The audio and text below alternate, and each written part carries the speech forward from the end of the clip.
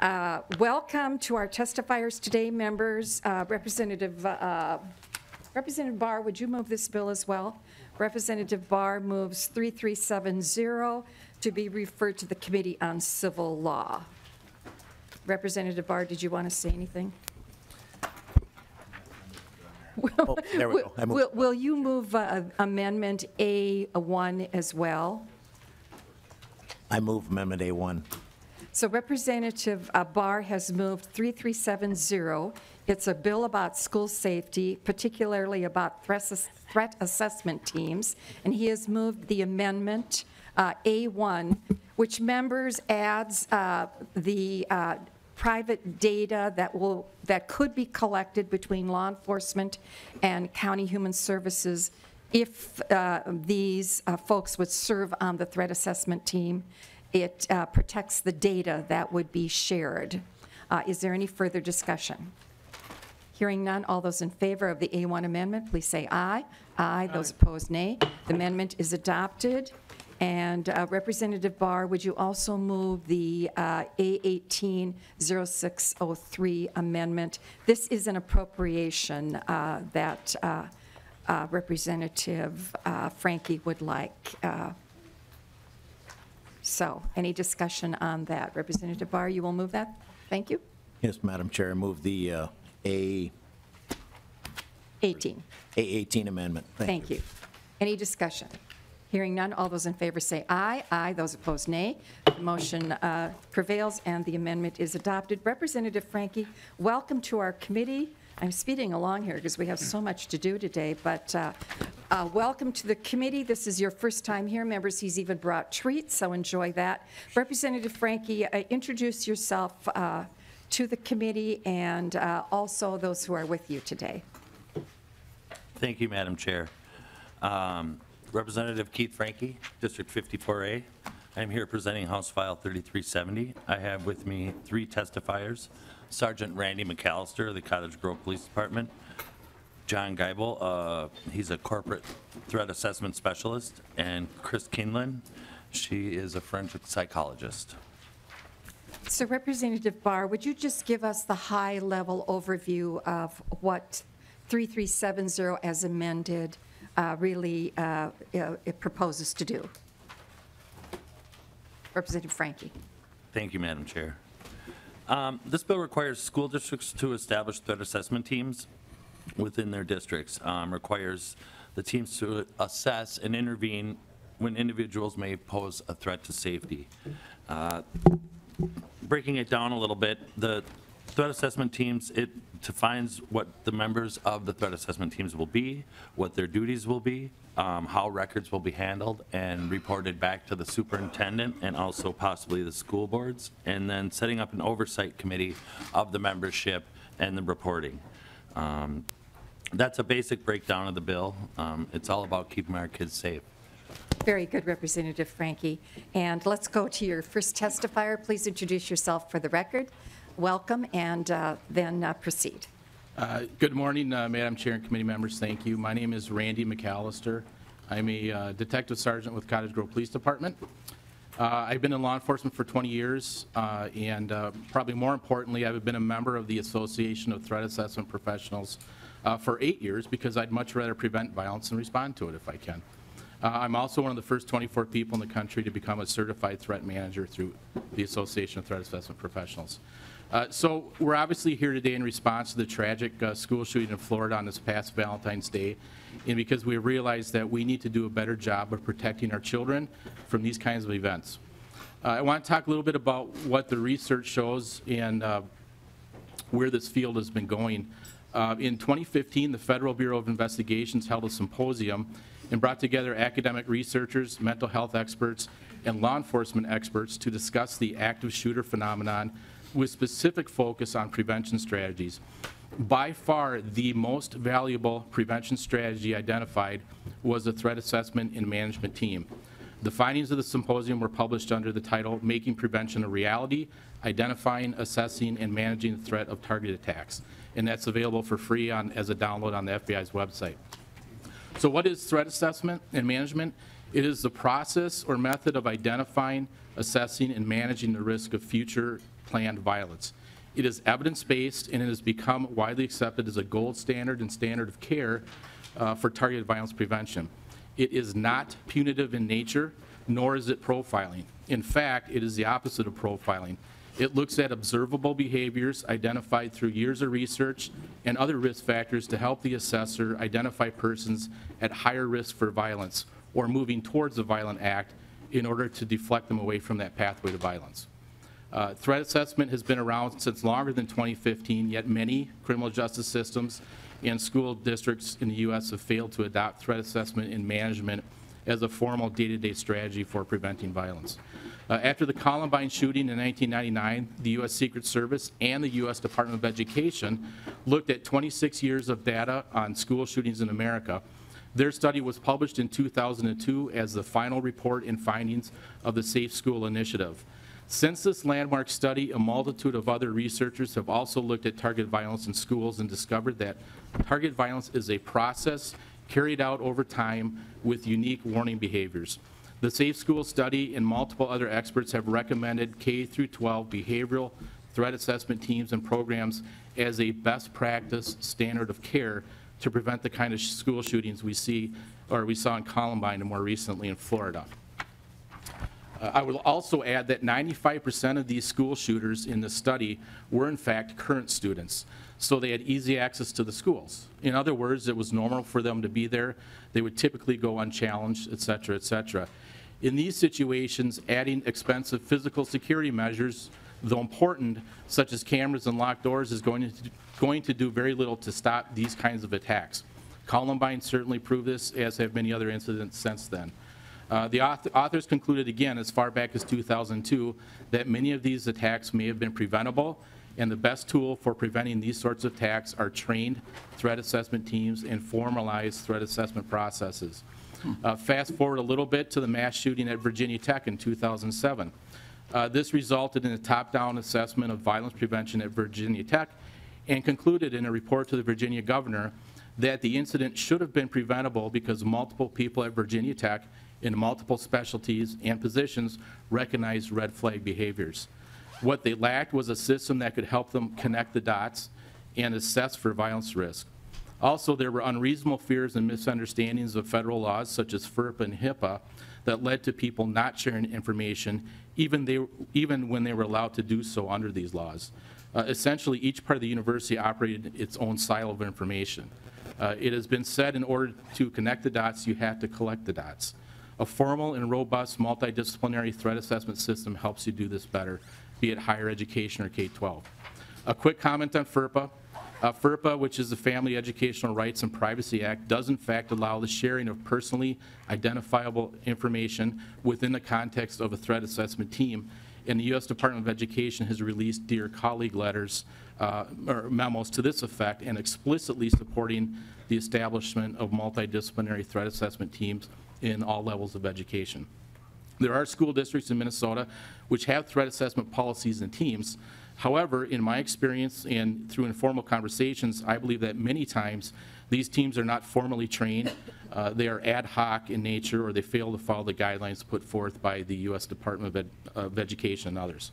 So in short, they do not operate consistent with accepted threat assessment best practices.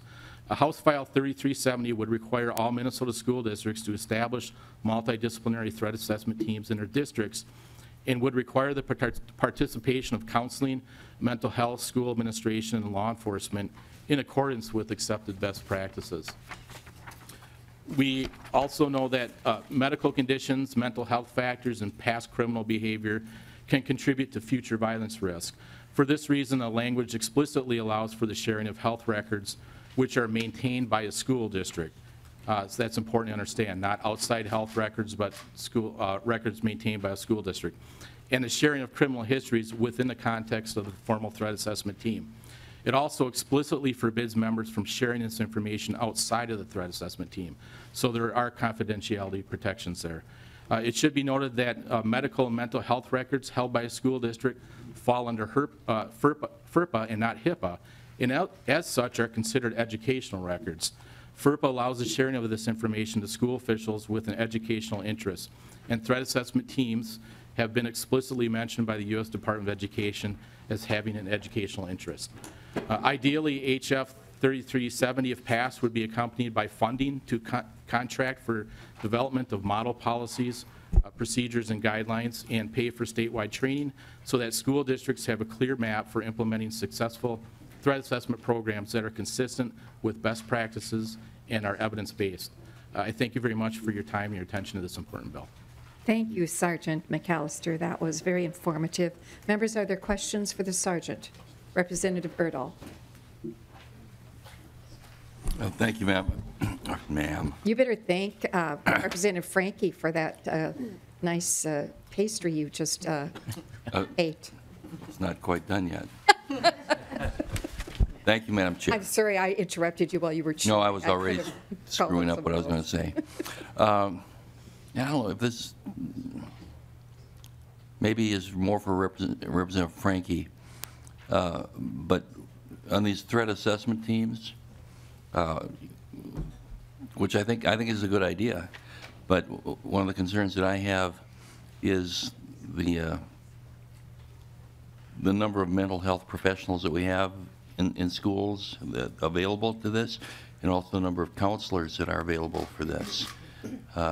Can you foresee any adjustments that would raise Minnesota from literally the basement in terms of per capita counselors?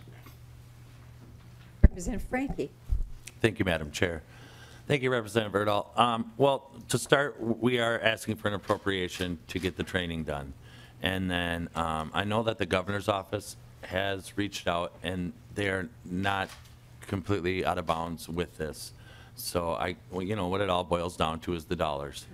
And I'm hoping that we can get some additional money to our schools to help bolster those professionals within our schools so that they can be more effective in serving on these threat assessment teams. But currently, as it's written, they're going to have to work with what they have to start and just get the training, but always for adding extra professionals in these areas because they are definitely needed in our school districts. Representative Erdahl, Just follow finishing up, thank you.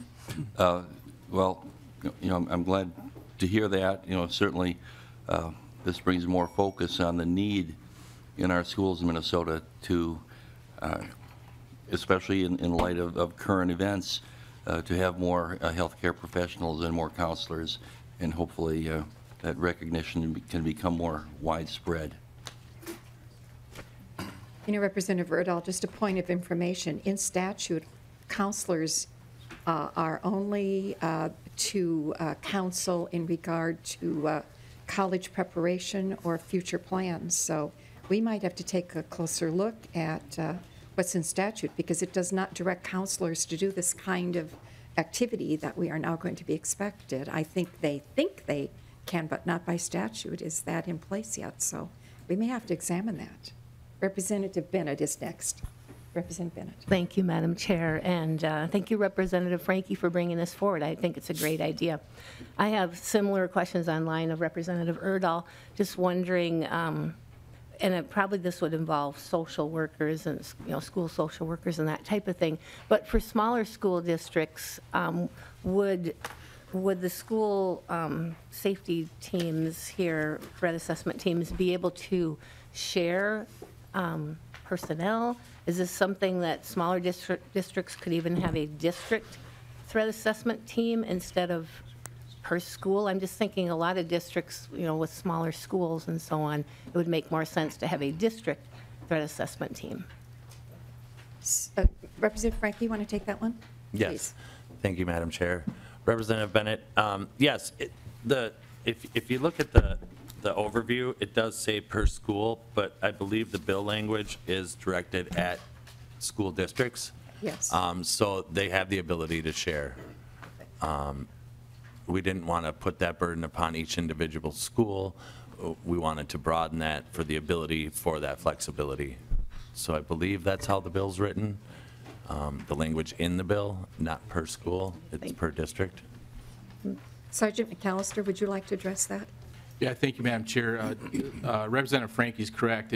The way the statute is currently written, it essentially suggests a threat assessment team for every school. However, a district may use the same threat assessment team for multiple schools. So I think you could easily just establish, if you're a smaller district, establish one team for the entire district.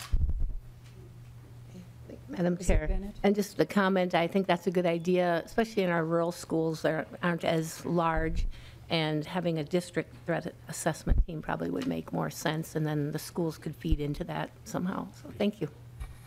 Representative Pryor. Thank you, Madam Chair.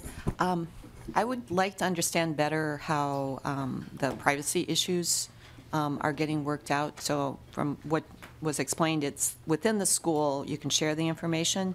But I also know that counselors or mental health professionals are mandatory reporters. And, now I'm kind of in an area where I only know a very small amount of things. Can you elaborate on how working with other professionals, if they can be part of this assessment team too, or providing information? Great. Madam Chair and Representative Pryor. Sergeant McAllister. Oh, sorry. And one of our other colleagues will be addressing some of those issues too, but the way if a district is running a threat assessment team the way they probably should be, you build policies around that information sharing and confidentiality as well. And it's not in the statute per se, but districts still have to, put something in writing. Again, FERPA is the law that comes up frequently as an excuse for people not to share information, but FERPA explicitly allows the sharing information in emergency situations, and the U.S. Department of Education has put out, like I said, Dear Colleague letters, which are sort of letters to educational professionals to explain federal law, and explicitly they mention threat assessment teams and the value and the fact that any member of a threat assessment team can have access to that personally identifiable information held by a district as long as they're deemed as an official with an educational interest. So that would probably be best put into district's policy, stating that, like law enforcement, if the school resource officer's on a team, they would be deemed an official with an educational interest, so they're covered under FERPA. And that's the counseling that FERPA's U.S. Department of Education that has actually put out. So. Representative Pryor. I'm going to ask Ms. Para to cite 121A.0351 as it's the cross-reference in the amendment we adopted under Chapter 13. So there's this education code cross-reference. I'll come back to you. It's 121A.0351. It's stated in the amendment. Ms. Para. Madam Chair, that's the new coding for the statute. So, Okay, so it refers back to this. yes, to the bill. Very good, thank you. And this would be Chapter 13, then our state data privacy code that this would be covered in. Other questions for Sergeant McAllister? Representative Mariani. Thank you, Madam Chair. And Sergeant, thank you for being here today. I apologize, I missed a part of your testimony. I'm curious about protocols under these teams, in particular as they relate to subjective calls in terms of determining things like what aberrant behavior would be. There's other language here of disruptive behavior.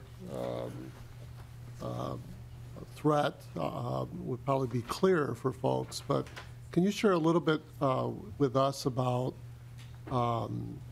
what protocols exist to ensure that we don't have discriminatory subjective decisions making a determination about a student's behavior that might land the student then under the scope of this team's assessment? Sergeant McAllister, is it time yet for us to turn to Mr. Geibel, or can you take that one? Yeah, actually, I think our other Dr. Keeneland can probably answer that too, maybe even better than I can.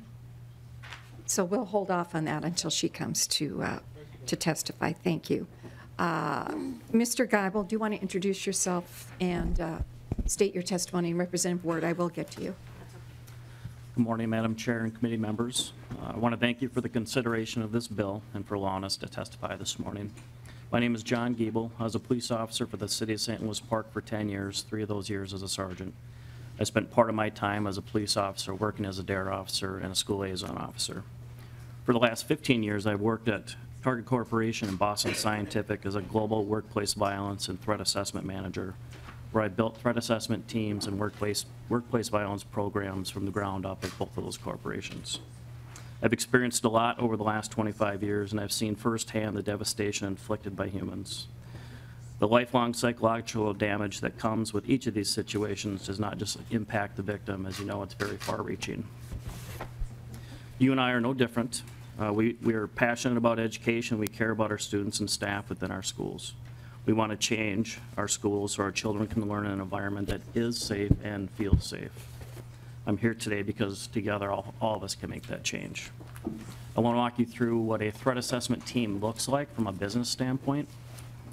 A threat assessment team is a proactive approach to addressing the issue of violence. It can be defined in many ways, but very simply put, a threat assessment team is a violence prevention strategy that involves, number 1, identifying threats to commit a violent act, 2, determining the seriousness of the threat, and 3, developing intervention plans that protect potential victims.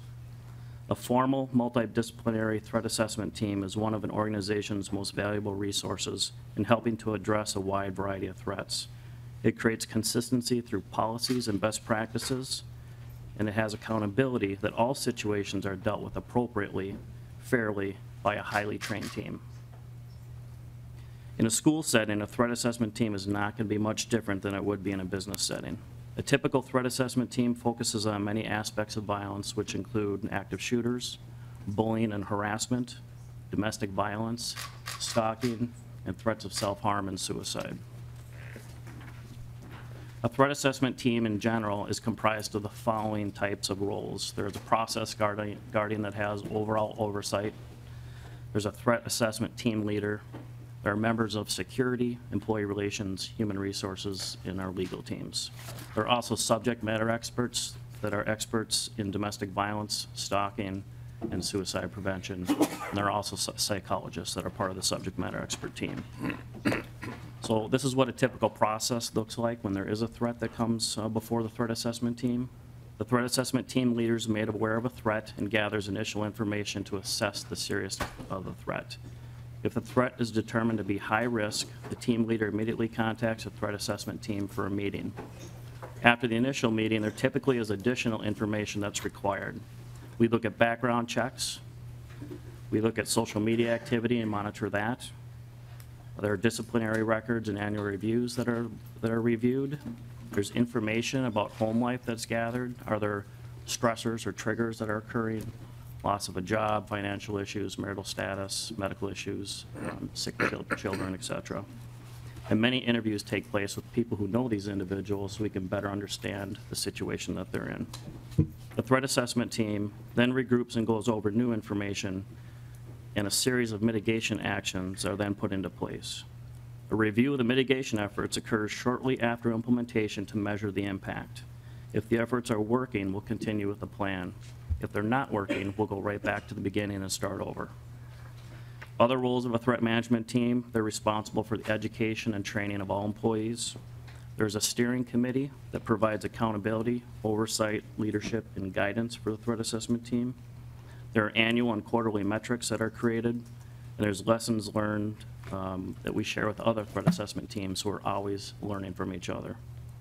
There's also a comprehensive website that has a bunch of resources that are available for all threat assessment teams, and that would be for, in your case, for all educators as well.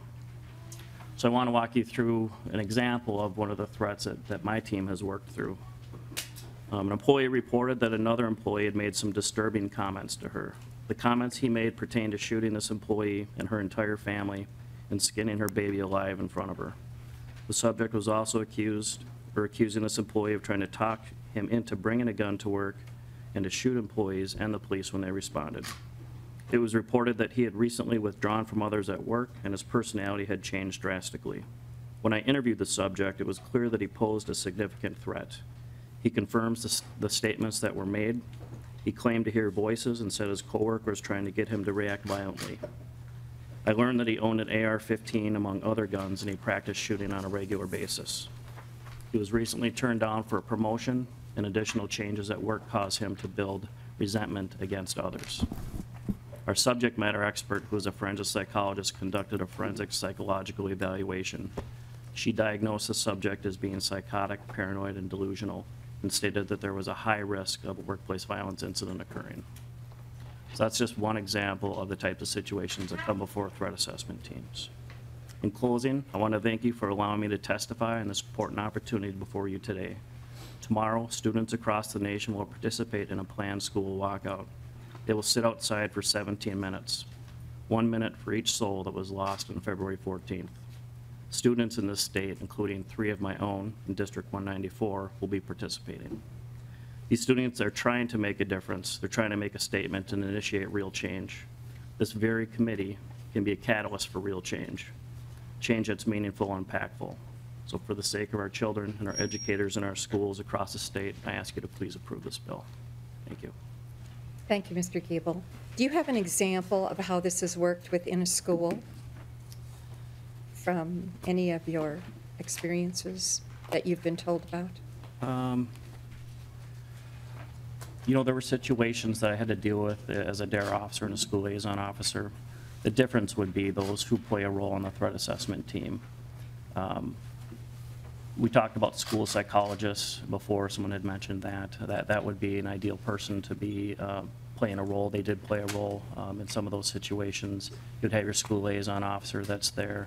And I would highly recommend the subject matter experts that are available to you, bringing those on board as well. I don't have anything specific that I could share with you at this time. Representative Ward, was your question for? I'll wait until. Okay. Are there questions for Mr. Giebel? Representative Mariani. Was this the gentleman that was referred to? No, she's coming forward now. If I could ask the question. Please, Thank you, yes, Madam Chair. Representative Mariani. Thank you, sir, for being with us here today. I was caught by the several things you shared, including I guess what I would describe as the need to have a highly trained team. One of the things that we often do, I believe here, is that we set out all sorts of expectations, which are high expectations, but I worry about whether that lands out in the broader field with the capacity to be able to deliver on those expectations. For us, we particularly struggle with the fact that we're severely under-personed when it comes to certain types of supportive personnel inside our school districts. Can you share a little bit with us about your experience with being able to access in a timely and a high way, a high level way, the appropriate mix of individuals that can conduct a highly expert team? Is that difficult to do in your sense out in the broader field? I don't mean doing the work, but I mean identifying and having access to appropriate numbers of professionals to do that kind of work. Mr. Giebel. Thank you. The threat assessment team, there's a lot of threat assessment teams and professionals that are out among us. And as we're building policies and best practices on how to establish and build out a threat assessment team, we can build in the type of training that's needed. I am also a member of the Association of Threat Assessment Professionals, where they provide a significant amount of training and resources that are available to you. One of the things that's very important is ahead of time, you need to establish the subject matter experts that are available to you for those situations that need specialization and additional information. So it has much to do with how it's structured. You can specifically work with law enforcement.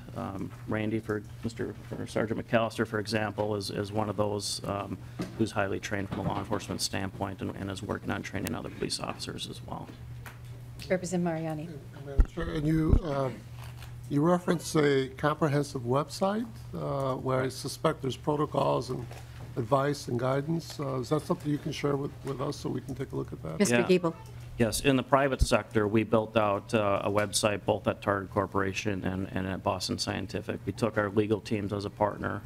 We're very careful about PII, as you guys had mentioned, that's shared back and forth. But we have internal and external resources that are on those websites that may be benefits or EAP from a business standpoint, and then all subject matter experts that are outside of our business. There is training curriculum that is on there as well. There's best practices, there's policies that are on there, there's videos that are on there, FAQs. It's really, we call it a one-stop shop for all employees and threat assessors. It also walks you through specifically how to deal with a threat, how to report a threat, whether you contact through a hotline, who are your key contacts, et cetera. So it's an information source for those who are not as familiar with threat assessment as the threat assessment team members are. Representative Mariani. Yes. You'll do it. Madam Chair. Thank you. Representative Franke. Thank you, Madam Chair. Representative Mariani, we'll be happy to get you that information. There's several websites that I've been looking at and doing some research on that I think pull some really good information, and some that do specifically speak more to school systems or all the above, whether it's has to do with the threat assessment group they're part of, or even other threat assessment groups that provide corporate and school training. So I can get that information out to the committee. Thank you, Representative Franke. Representative May-Quade, is this a question for Mr. Giebel? Yes. Please. Thank you, Madam Chair. I'm just over in 196, so it's good to have a neighbor here. You mentioned the students who are doing their walkout tomorrow. They're doing them in 196 as well. Is this something that those students have asked for? Mr. Giebel? I don't know if you can answer that. I can't answer that specifically, but what I can say is that these students are looking for change, or looking for something to be different, something that's going to make them feel more safe. And what I can tell you is threat assessment teams are very proactive, and there is no doubt in my mind that situations like what occurred in Florida can be mitigated if you have a proper threat assessment team established. Representative May-Quade. Thank you, Madam Chair. And thank you for that. I think one of the things I'm looking at here in this bill is the inclusion of possibly a juvenile prosecutor. So I was in middle school when Columbine happened, and so we got all the school resource officers, and what we have seen is that this has increased the school to prison pipeline. And I'm really worried about, you talked a lot about the business that you did the threat assessment in. Children aren't in businesses, they're in schools, and they're not adults yet, they're not employees. And so what I'm hearing a lot of stuff that we would apply to adults, but not how we would apply to children. And that is a concern that I'm having right now. Yeah. Mr. Giebel. What I can tell you is that the example I shared was how it's conducted in a business world. There would be some changes that need to be made in a school setting. However, some of these children are killing other children. And so some of those difficult questions need to be asked, and accountability needs to be there as well. So when it comes to the safety of other students, there are things that are going to be similar to the business world that we need to do in a school threat assessment setting as well. Thank you, Mr. Giebel. We welcome to the table our next testifier, who's a forensic psychologist. Would you introduce yourself and begin your testimony? Hi, my name is Dr. Christine Keeneland. I'm a forensic psychologist, and I'm also a threat management consultant. I consult with companies and primarily colleges. I have consulted with some high schools and middle schools. And I do want to reply to your comment you mentioned earlier, because of course the threat assessment process is not meant to criminalize or be punitive. However, there are individuals who have violated a code of conduct where all kinds of attempts have been made to try to keep that person in compliance with rules and being in a safe environment and acting in a safe way in the school environment, and it can't be done. Some students have progressed to a point where they're violating laws and they become involved in the juvenile system. I am a forensic psychologist. I know the juvenile court system makes every effort to avoid locking a juvenile up for a long period of time. There are other interventions that they employ. So that was my response to your question. I would like to say that I'm also a mother, and I have children in elementary school and middle school.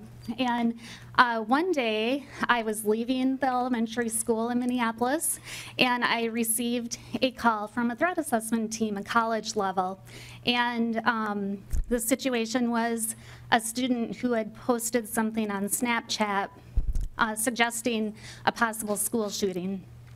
And so while I was taking that call, I noticed that the elementary school was being evacuated, and all these elementary school kids were being led past my car and across the street to a safe place. And after my heart stopped pounding and I realized this was just a drill, I drove away and I thought, once the school's being evacuated or is in lockdown because of a school shooting, it's really too late, because then there are deaths and injuries and hundreds, if not thousands, traumatized. And so what we really need is a preventative approach, and that is what the threat assessment approach is about, the threat assessment team approach. I'd like to walk you through the process a little more. The threat assessment team's responsibility, first off, is to portray the message to the whole school that we value a safe environment. It should be a culture free of threats and violence, and that includes students and employees. There are national standards for employees to have a safe work environment, and there are threat assessment teams across organizations, like Mr. Giebel mentioned, his company. We do value safety for our school employees as well. Currently, not as many schools have threat assessment teams in place. The colleges have surpassed K through 12. Since the Virginia Tech shootings, it became a gold standard for colleges to have threat assessment teams, and most do. However, most K through 12 schools do not. The team wants to encourage reporting of concerning behaviors, and it's a see something, say something kind of message. And sometimes people will over-report. It's the job of the threat assessment team to assess if there really is a threat, if an individual actually poses a threat of violence. Most individuals who engage in school shootings, school violence, do not make direct verbal threats. Some of the estimates are less than 20%. However, the studies have found that most people who engage in this kind of targeted violence or school shootings actually have leaked information to others that this kind of violence may occur. And we want that information reported to the threat assessment team.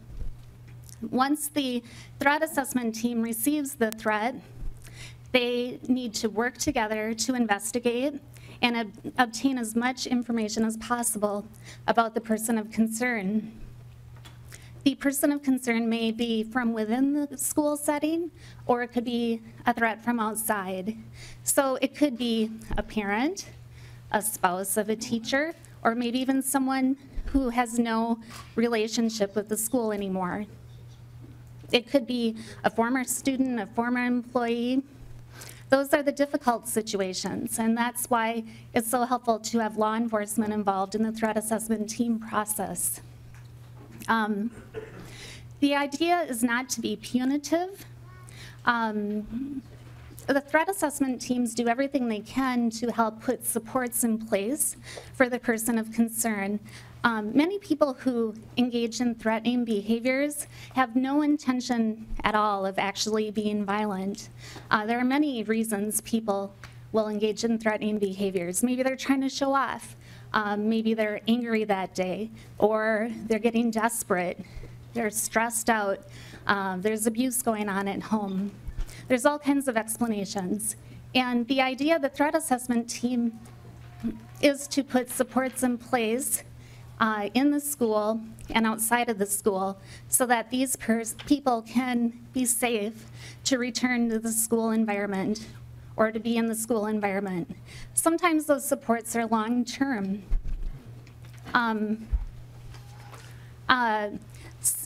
Most often, the threat assessment teams can manage the situation internally.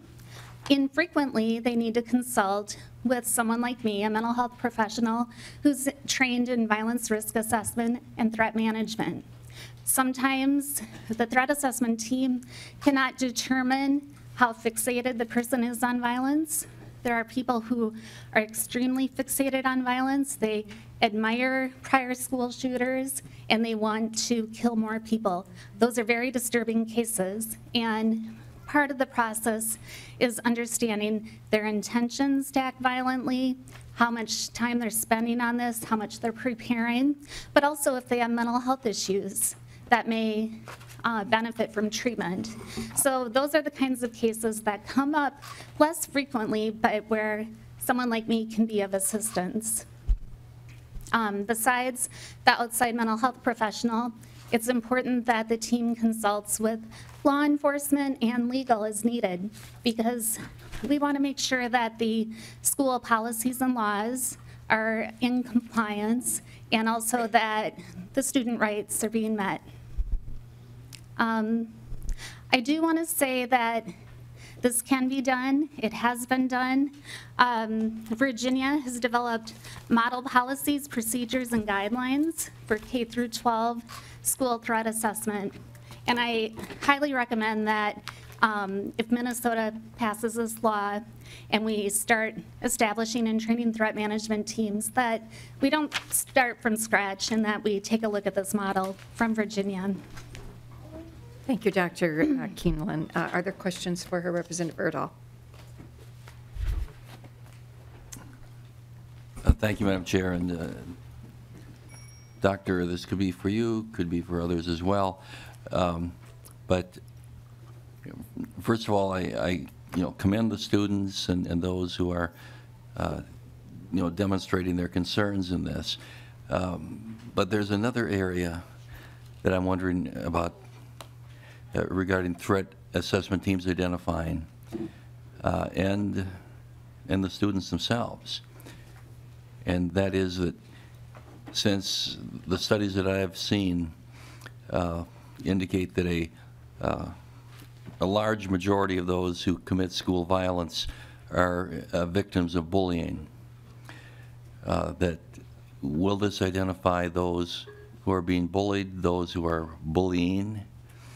And another suggestion that I have to consider is that perhaps a student or students should be on the threat assessment team, because being within the school community, they maybe are more aware of threats than any other group could be. Dr. Keeneland. Well, first, to respond to the bullying issue, yes, the bullying may be reported by the person being bullied, or the bully may become apparent to others in the school who report it.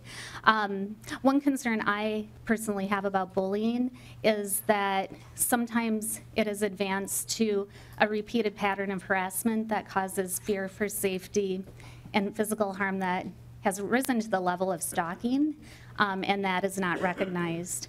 And so there's varying degrees of bullying, and sometimes that is a very appropriate situation for a threat management team to respond to. And then as far as a student on the team, I think that would be very difficult, because these are very intense situations. They can be highly stressful. You need the right personalities on the team to manage a situation where you're wondering if there could be a school shooting the next day. It takes problem solvers and people who can handle that kind of situation. I think the students could be more involved with some of the active bystander trainings that are occurring in college campuses, where they see something that happens, they stand up for the individual who's being harassed or mistreated, and then everyone needs to be actively thinking of reporting concerning situations. Representative Erdahl, follow-up. Thank you, Madam Chair, and Doctor. I appreciate that. Again, it was just a half-baked thought that zipped through my mind, which happens from time to time here. But I just would, in a larger sense, encourage the students who are concerned about this to be more active within their own schools about reporting those who are being bullied and those who are bullying? Dr. Keeneland. One thing I have seen happen in the college settings, and it could happen in K through 12 schools, is being very clear with the policy, and that, you know, this is a culture that does not tolerate threats and violence. This is a safe environment. Please report. This is where you report. These are the people you can trust to report to. You will not be punished for reporting, those kinds of messages. And then there can be trainings that provide that message to the student body and to the employees. Thank you. Representative Mariani. Thank you, Madam Chair. And is it Dr. Cable? Keeneland. Keelan, I apologize. Thank you. I do want to echo my good friend and colleague, Representative Erdahl, on his observation of the possible nexus with bullying and these kind of sometimes tragic outcomes. This legislature wrestled with creating an up-to-date bullying, assertive and aggressive, quite frankly, piece of legislation several years ago. And I like to think that that's moved us forward. And at some point, I'll interact with the Department of Education to see whether any kind of assessments have been made about the impact of that legislation relative to bullying incidents. I do want to also echo Representative Erdahl's respect and acknowledgement of the action of the students for their upcoming actions. I do want to, it's not the subject of today's conversation, I do have a question for you, Dr. Keelan, but I do want to observe that the students are asking for lots of things, including, quite frankly, different gun regulation laws in our society. But that's not the topic here before us. I don't know if you heard my prior question. I was concerned, I think you started by your testimony by addressing that the whole purpose of the teams isn't to single out and to discriminate and to act in a highly, subjective, negative way toward particular students. As I look at the language in the bill, I think perhaps, Representative Franke, we may want to be careful about what language we do use in the bill. Words like aberrant, for me, can become pretty quickly subjective. I don't know that there's a definition in state statute for aberrant, for instance. I think it's clear, when we talk about things like, or phrases like threatening behavior, that seems clear to me. So what I'm getting at really are sort of protocols, rubrics that are standard in this, I don't know if it's a field, but in this, area of work on the part of folks involved in threat assessments. And so perhaps, Dr. Keelan, you can say a little bit more to us about, and the prior testifier also shared within the private sector, this establishment or emerging establishment of some clear, strong protocols. And I'm particularly interested in those that minimize or eliminate highly subjective calls on the part of individuals. In a society where we're, quite frankly, there's a big gap in our racial and cultural understandings of one another, I could see where quote-unquote aberrant behavior might be defined by one person differently from another person simply by interacting with someone, a young person that's from a different racial cultural group. So maybe if you could say a little bit about that, and then I have a more specific question for you. Dr. Keeneland. Yes. When I was reading through Virginia's model policies and procedures, I didn't like that word either, aberrant. I think it's too vague and people could interpret it differently. I think we have to be careful to be open enough with the language, though, that people are not discouraged from reporting behaviors that they're concerned about. So really, I think of it as any behavior that raises concerns about potential violence in the schools or workplace. And there is This is in no way meant to profile individuals. Profiling does not work. You're going to miss the dangerous people if you profile in any way. Unfortunately, given some of the media exposure people have experienced through the years, profiles have developed. Like, for example, the Columbine shooters and trench coats. And the threat assessment teams need to be really careful to make sure that they're not falling into those profiles, and I think that's part of what training addresses. I think the threat assessment teams definitely need training. There needs to be funding for that. And they're trained on focusing on behaviors, the risk factors that are significant for violence in school settings, and then the protective factors. What does the individual have going for them that may mitigate their risk? You know, do they have strong family support? Are they involved in activities that they greatly value? Do they have career goals, life goals, plans to go to college, a strong peer group, a positive peer group? Those are the things that balances out the assessment so that people are not profiling or going by their gut feelings that someone is dangerous.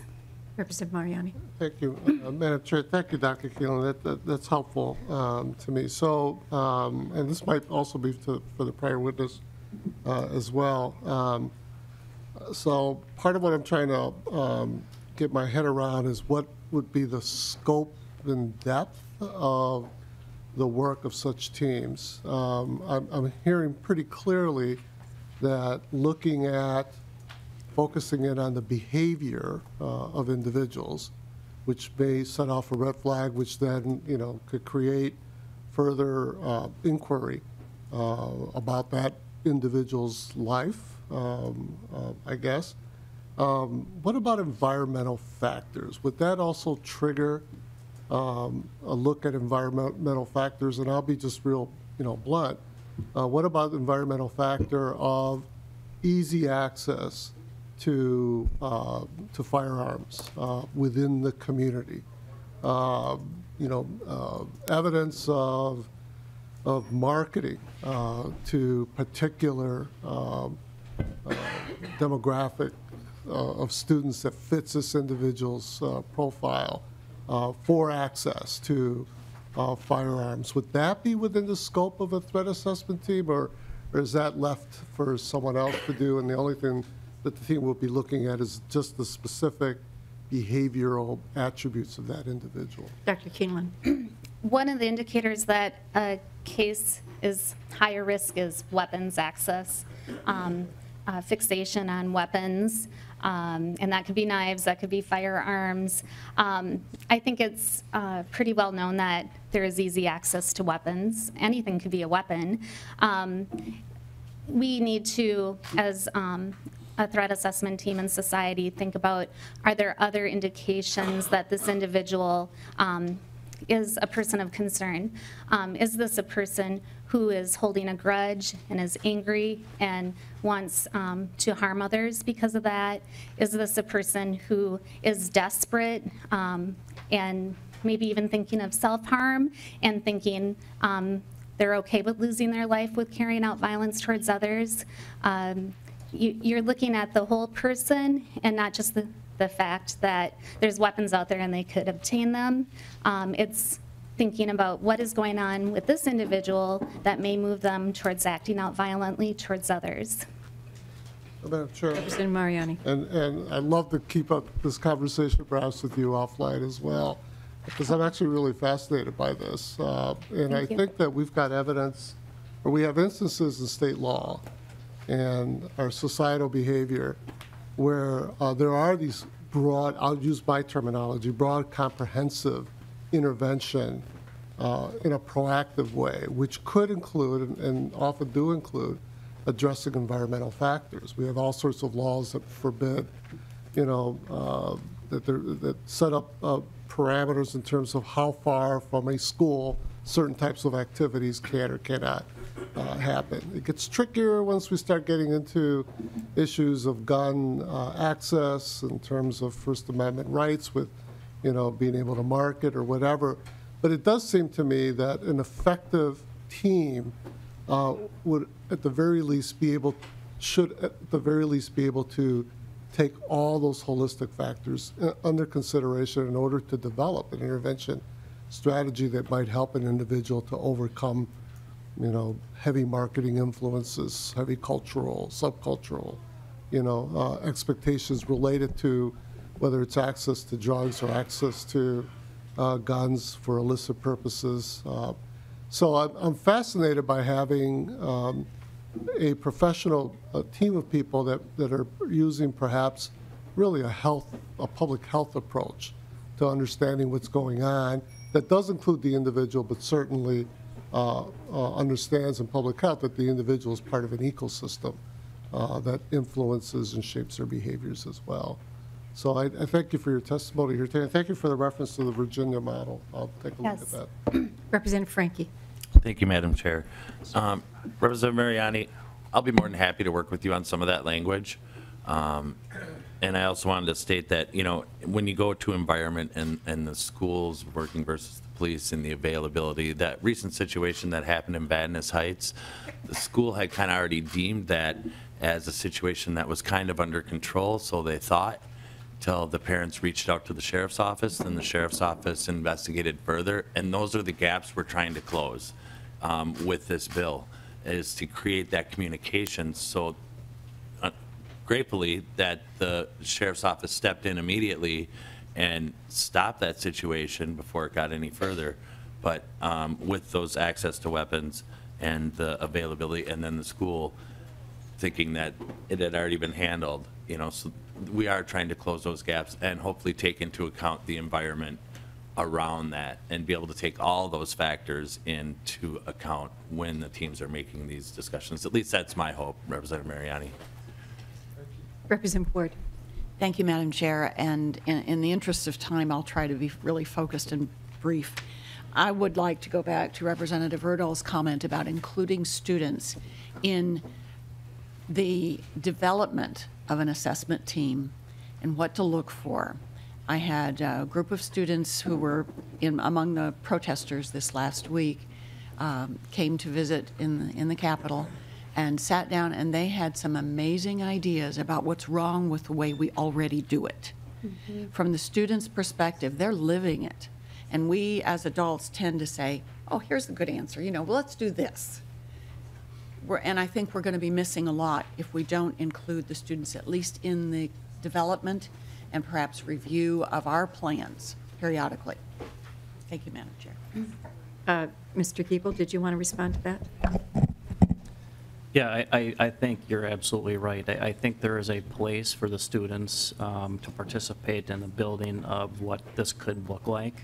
As far as them sitting on the actual threat management team, I would not recommend that. But to your point, them having a role in helping us to see what life really is like, that is absolutely right on. I'd 100% support that. Representative Jessup, last question. Thank you, Madam Chair. This will be a quick question.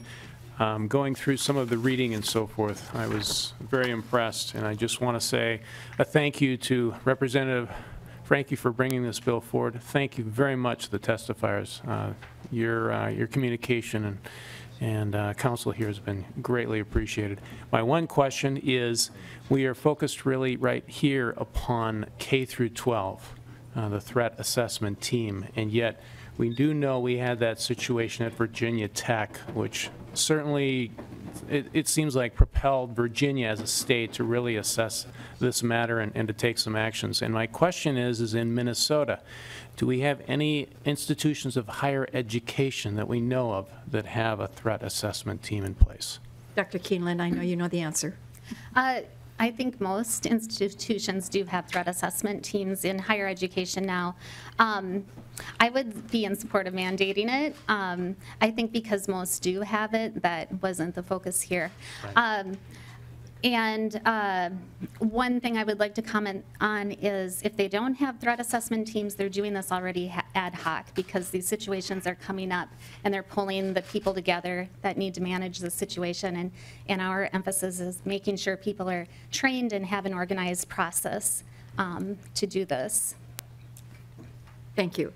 And thank you, Dr. Keeneland and Mr. Giebel and Sergeant McAllister for sharing time with us today to give us great insight into this kind of proposal. There are others who'd like to testify. MSBA, Ms. Kelleher, would you like to come forward? So I guess I'll ask you testifiers to vacate. Okay, thank you very Representative much. Franke, you stay right there. But thank you very, very much for coming. Mr. Arnson, join us. You know the routine. Please say your name for the record and begin. Ms. Kelleher. Madam Chairman and members, my name is Grace Kelleher, and I represent the Minnesota School Boards Association. And we have not had an opportunity to talk to Representative Franke, and I want you to know our commitment to working with him going forward. I'll just be very, very quick. There are a few things as you went through the bill that came forward to us, and that's the difference between a very small school district and a large. And I think that talks about who's available to be on these teams. So I think you've got to decide how to work in those parameters. We're interested in what constitutes a threat, and that's not really spelled out anyplace here. And we're interested too in how you get off the threat list. Do you ever get off the threat list?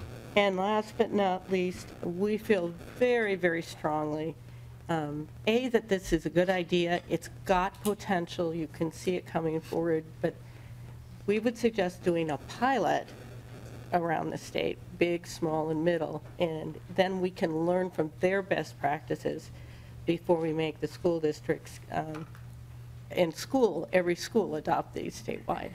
So with that, I'll be happy to answer questions, Madam Chair. Thank you, Ms. Kelleher. Welcome, Mr. Arnson. Please say your name for the record. Thank you, Madam Chair and members. I'm Roger Arnson. I represent the Elementary and Secondary Principal Association, and we really appreciate the bill and the complex discussion here. One of the things we'd like you to think about is the effective date on this bill, and I think Grace referenced this, but we have some school districts who are deep into this process and do this very, very well at the moment. We have a lot of other folks, as you heard from the testimony here today, that don't do this at all. So if you think about the prospect of trying to have a threat assessment team up and going in every school district, and I think one of the last witnesses said what we really need to do is to have a trained and organized process. We might talk about some language in here that gives us some opportunity to implement this in the 18-19 school year, not have the expectation that it was all ready to go on day one. There's a lot of coordination of professionals that you're looking at here, and it's going to take a lot to do that. And I think if we do this slowly and deliberatively, we're going to reap the results that you want to get from this. One of the things, too, I think we need to think about a little bit of what's the interaction with the IEP teams and the threat assessment teams, and what's the overlap with special ed law and the new law that we're creating here. I think your other witnesses could probably tell you, I mean, you hear this relatively often of autism and folks that are on IEPs that become involved in the threat process. And we need guidance on those types of issues. I mean, to the extent that we have firewalled off special ed and data in those areas and IEP teams, we'll need some implementation issues on that as well. And I think what Grace is referencing too is a lot of what's driving your policy here is the phrase school shooting. And it's just a horrible event, and we all know that. But the standard in here is threat to safety, which is an awful lot lower standard. And so you're going to look at these committees that are assessing a lot of other factors here other than is this person a threatened shooter. And this is complex stuff. Really appreciate the amendment that says we can share the data. I think that works very, very well. I mean, I think one of the good things, if anything else, about this is that we do have more people then that are involved in trying to get kids help that need help. I mean, that's really where we're at. So, Madam Chair, appreciate the bill. We'll keep working with you on this, and sorry to take up extra time. I know you're really crammed in here today. Representative Kunesh-Podein, you have the last question. No, thank you. You answered all my questions in that quick, short thing, so thanks much. Okay. Excellent, thank you. Is there anyone else who wanted to testify to this proposal? Representative Franke, closing comments. Thank you, Madam Chair. Thank you, members, for taking the time and giving me the time to explain this. I just have a brief statement. You know, when the next school shooting happens at a school or an office building or a movie theater, the question will again be asked, what made this person snap? what could we have done? Virtually every one of these attacks is a predatory crime, methodically planned and executed. Therein lies the promise of a threat assessment. These weeks, months, or even years, when a would-be killer is escalating towards violence, a window of opportunity in which could have been detected and thwarted. With that, I appreciate your support in moving this forward. We do have some work to do, and I agree with that. We do have at least 2 more stops before this makes its final vote, so willing to take on all and any information to get this bill right, to get it done acceptably for all the stakeholders. So again, thank you for your time and thank you for your support. And Representative Franke, thanks for the testifiers that you brought in, because we needed to learn a lot about this concept, and you've provided us with that expertise, so thank you. With that, Representative Barr renews his motion that 3370 as amended be re-referred to the Committee on Civil Law. All those in favor say aye. Aye. Those opposed, nay. The motion prevails, and the bill is on its way to civil law. Thank you, Representative Franke.